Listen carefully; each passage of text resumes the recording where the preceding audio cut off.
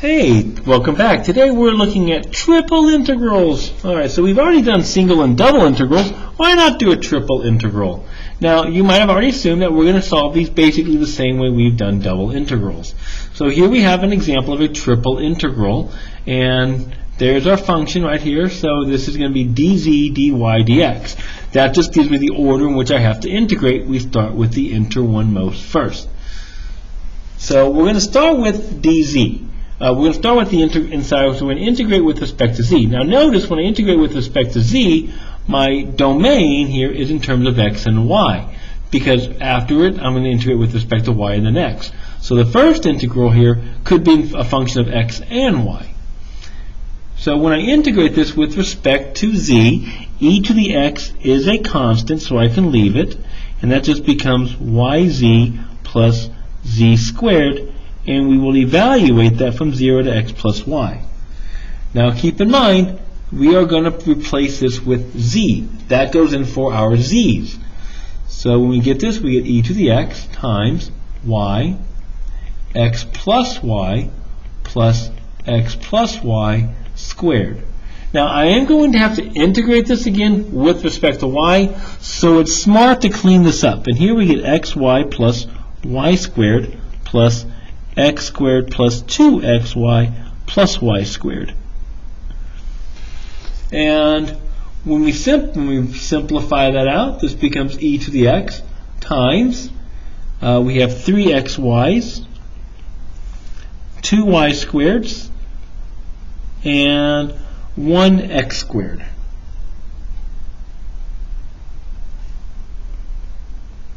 And remember, now we're going to integrate this one with respect to y. Remember, I'm working my way out. So for this one right here, I'm integrating with respect to y. But notice my domain has an x to it because I still have an x out here that I have to integrate with respect to. If this is a y or z, you did something terribly wrong. We'll talk about those later on. So I'm going to integrate this one now only with respect to y. dy. And again, e to the x is a constant, so I can leave that.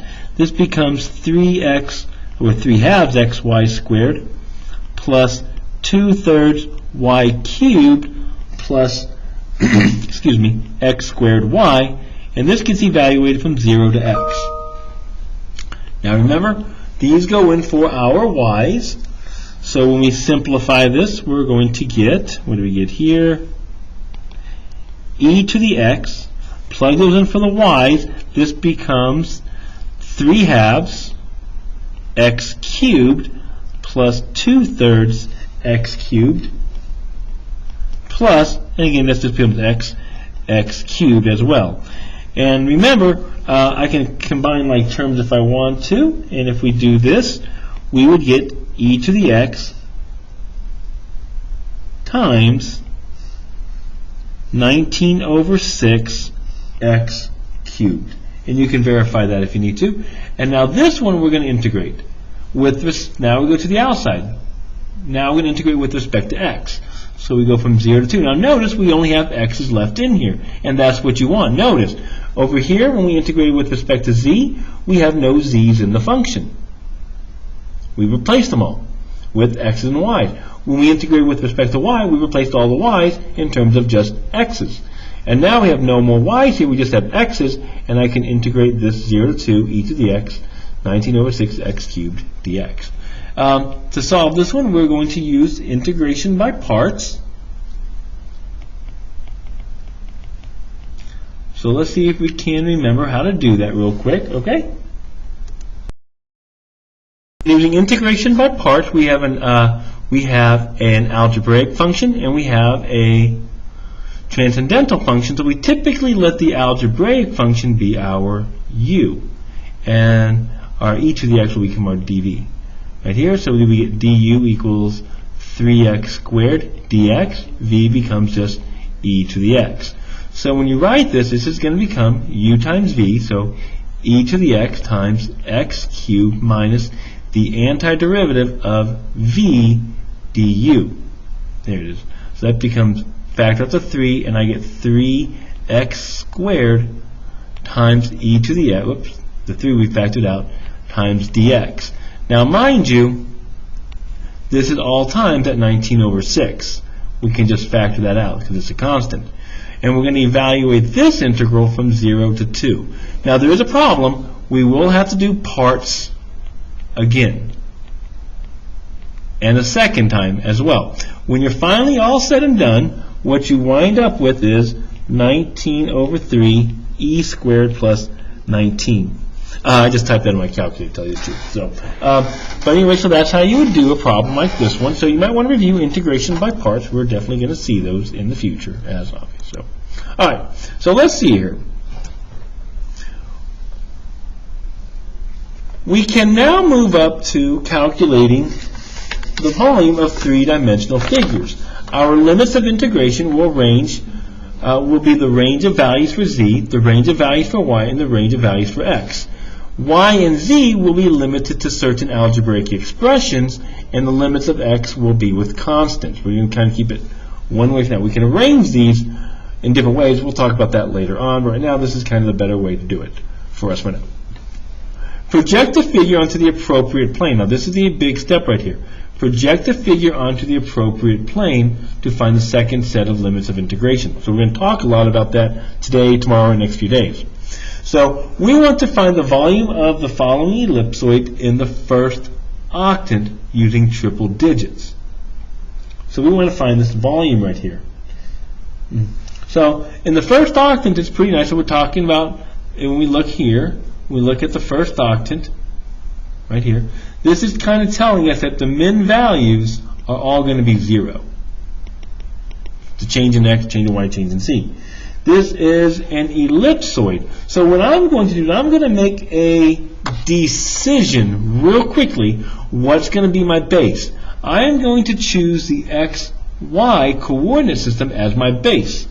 So I am going to use the x, y plane as the base of my shape. So to get this shape, I'm going to go back up. How does the ellipsoid affect the xy plane? Well, that's pretty easy. I can let z be 0, and we would get 4x squared plus 4y squared equals 16, or x squared plus y squared equals 4. So we're talking about a circle with a radius of 2. And it will look like this. So this is the plane that we're on base I am talking about.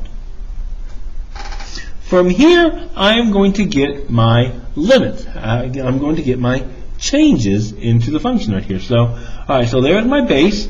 Now, next, I need to go and get my limits from the base.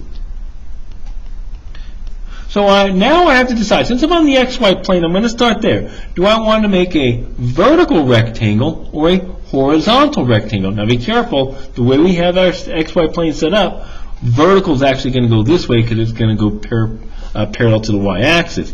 Now I am going to choose a vertical rectangle, which means I have to deal with my changes in my y values first.